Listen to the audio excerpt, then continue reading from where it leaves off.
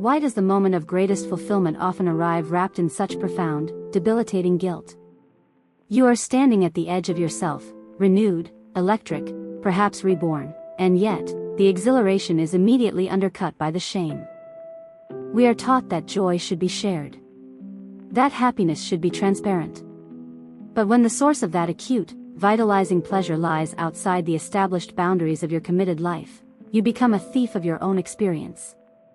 And you ask yourself, why? Why must the ingredient of safety become the poison of desire? We strive so hard to build the home, the fortress of two, where predictability means peace. We want the harbor, the anchor, the known map. We want the certainty that when we wake up tomorrow, the person next to us will still be there, and we will know who they are, and who we are supposed to be in their presence.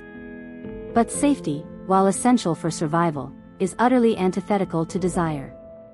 Desire requires a gap. A mystery. The feeling that something thrilling might be lost or gained. It requires the otherness of the partner, that space where you cannot fully possess them, or be fully possessed by them. When that gap closes, when the partner transforms from the desired other into the familiar co-parent, the efficient business manager, the comfortable roommate, the desire often packs its bags. It leaves the home and seeks temporary lodging elsewhere. This is the great contemporary paradox we must confront. The very conditions that establish trust and stability, the routine, the familiarity, the absolute knowledge, are often the same forces that smother erotic curiosity. You cannot feel truly safe and truly awake at the very same time. And so, we cheat. Not always on our partner, you see, but sometimes, we cheat on the boredom. We cheat on the predictable script we have internalized. We seek an experience that is less about sex itself, and far more about vitality. About reclaiming the part of the self that felt lost, or archived, the moment you signed the contract of domesticity. Imagine you are sitting at the kitchen table. It is 7 a.m. The conversation is about groceries, logistics, the next dentist appointment. And right there, nestled in the absolute certainty of routine, is the secret, humming life you lead elsewhere. You are present in the room, but your soul is traveling. And that duality, that feeling of being simultaneously divided and intensely whole, that is the source of the pain. It is the conflict between the person you have sworn to be, and the person you have just discovered you could be. And the guilt is merely the compass pointing to the ethical debt incurred by that discovery. You see, the guilt, it is the necessary byproduct of an impossible design flaw in the modern relationship contract. We came together, most of us, looking for an anchor. The stability. The comfort of the known shore. We look for love to be the ground beneath our feet, the economic partner, the co-parent, the witness to our slow, steady history. And yet, we also demand that this very same person must be the waves. The risk, the mystery, the ecstatic unknown. The source of perpetual exhilaration and rediscovery. This is the contradiction we must analyze, not solve. We seek security, and we seek adventure, often from the same address. And this is where desire falters. Desire, my friends, lives in the space between people. It requires a gap. It demands a level of uncertainty, of projection, of the unseen. But love, mature, committed love, is the progressive elimination of uncertainty. Love is the closing of the gap. And you ask yourself, how can I want what I already entirely possess? How can I be surprised by the book when I wrote the ending? Think about the sheer familiarity of your partner. You know the exact crease in their favorite shirt, the rhythm of their snoring, the logistics of their every single day. That deep knowledge is safety. It is profound, sustaining love. But do you feel desire for the shirt they wear every day, the shirt that signifies routine, logistics, shared dental appointments? Or do you desire them when they are momentarily separated from that domestic context? When they are dressed up for a night out, when they are performing professionally, when they are holding a secret, when they are suddenly, momentarily, unreachable? The erotic demands the presence of the stranger. And the stranger is precisely the person you swore to eliminate from your life the moment you moved in together.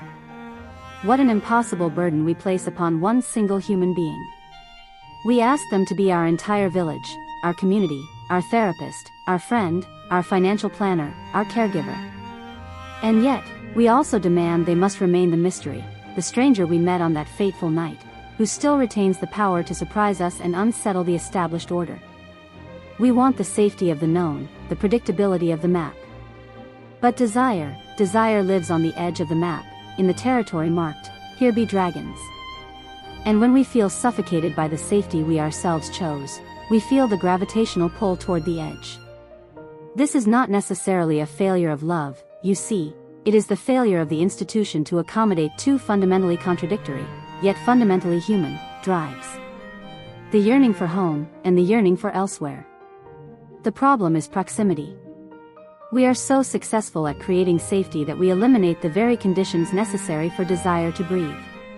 You see, love, by its nature, is a pursuit of closeness. It seeks to dissolve the boundary between I and you. It aims for, and often achieves, a beautiful, comforting state of fusion. We share passwords, bank accounts, anxieties, and the deepest chambers of our history. We become one narrative, one domestic unit, fiercely protective and wonderfully intimate. And this intimacy is profoundly sustaining. It creates belonging. It creates the bedrock of life. But eroticism, my friends, lives in the space between the two. It requires distance. It requires the air to move. It requires that essential, crucial gap that allows for projection, for curiosity, for the imagination to take flight. If love is an attempt to eliminate distance, desire is what happens across distance. And when we achieve perfect fusion, when we know every secret, every routine, every predictable response, every inflection of the voice before the sentence is even complete, what have we eliminated? We have eliminated the mystery. Imagine you are sitting on the couch, finally comfortable. The dinner dishes are done, the children are quiet, and the television hums softly. Your partner is right there, their weight familiar against your thigh.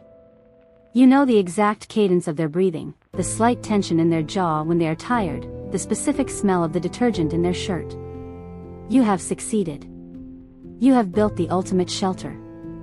And you ask yourself, why, in this perfect comfort, do I feel a slight, unsettling numbness? Why do I feel the pull towards something unknown? Because you have traded the voltage of the unpredictable for the soft blanket of the known. We confuse knowing everything about our partner with knowing everything of them. But the self is not static. The self is constantly evolving, constantly traveling to new places, even while sitting right next to you. The death of desire is often not a failure of connection, but an overabundance of it. It is not that you don't love them enough, it is that you have loved them into such perfect proximity that the fire has no air to draw from. Fire needs air. If you smother the flame with too much closeness, with too much duty and efficiency and predictability, it goes out. We asked our partner to be our anchor, our security, our home.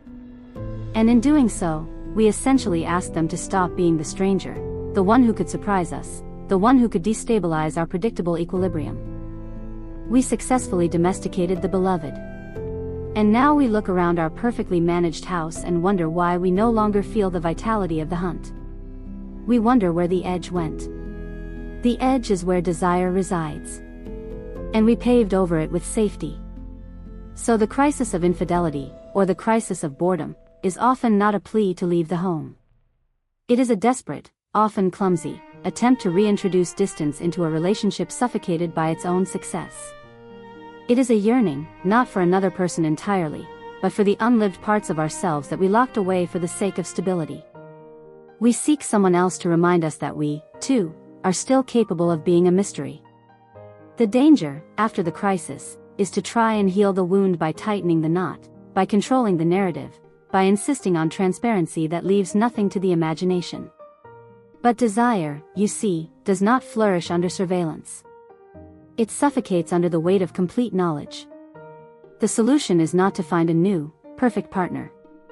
The solution is to find a new perspective on the old one. It is a fundamental, almost spiritual, shift in how we grant permission to the person sitting next to us. We must give up the illusion of total possession. We must stop reducing the beloved to their function, the co-parent, the financial partner, the reliable anchor. We must allow them to be separate, autonomous, mysterious.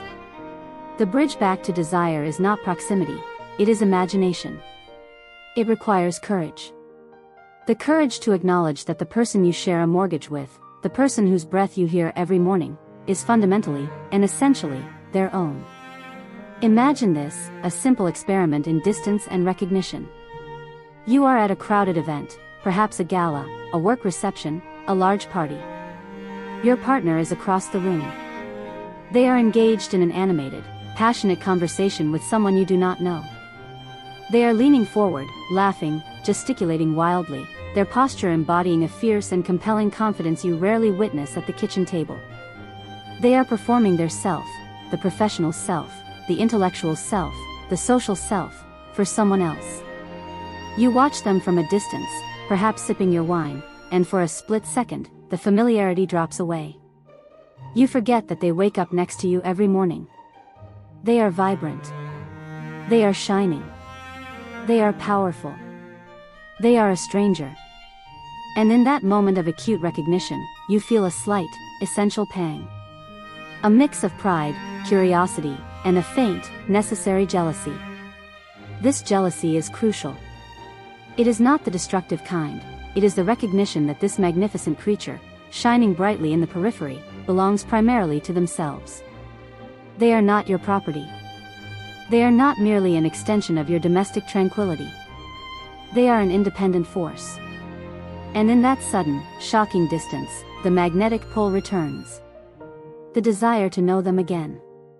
Not the father, not the responsible employee, but the vibrant, autonomous entity across the room. The one who could surprise you.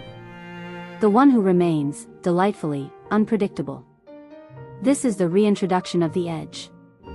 The solution to reclaiming desire is to intentionally create the distance necessary for the imagination to take flight. It means respecting your partner's solitude.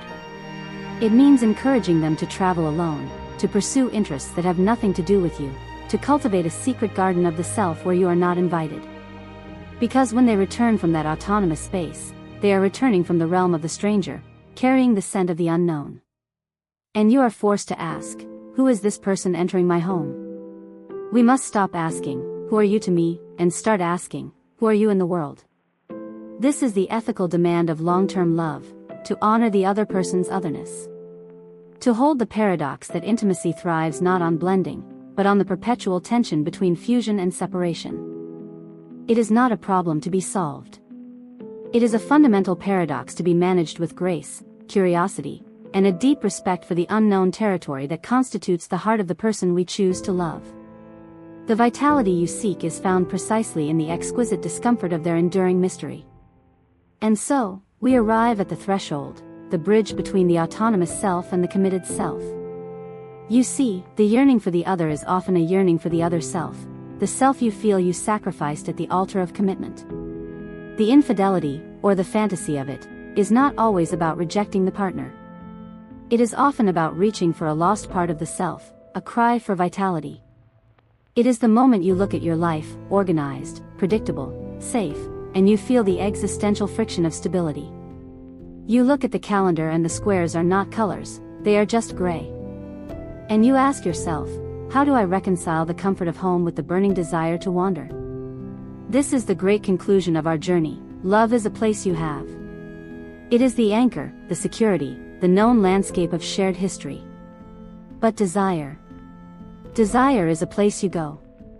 It is movement, risk, the exploration of the unknown, both within yourself and outside the established boundaries. We are forever trying to hold both truths in the same hand.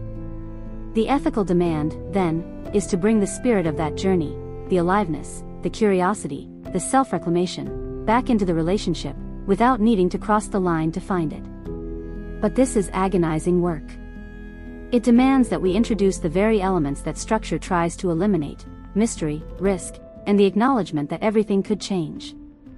And the guilt we feel, whether from actions taken or desires merely harbored, that guilt is simply a compass. It is telling you where the architecture of the self, or the relationship, is buckling under the pressure of conformity. It signals where the longing for aliveness has become too intense to ignore. This is not a problem to be solved.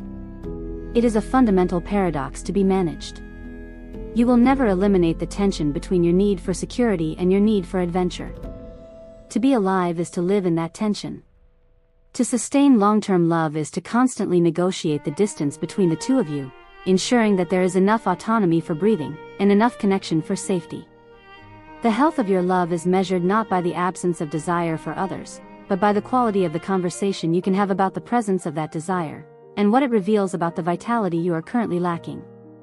This negotiation, this constant self-inquiry, this deep dive into the why, this is the tax we pay for prolonged, enduring vitality in a single relationship. It is the cost of managing a paradox that is inherent to the human condition. If you want to understand how to pay this tax without going bankrupt emotionally, spiritually, relationally, if you want the tools to transform guilt into genuine self-knowledge and use that knowledge to rebuild your architecture of love stronger than before, then I invite you to subscribe. Invest in this knowledge. Let us continue this necessary, exquisite work together.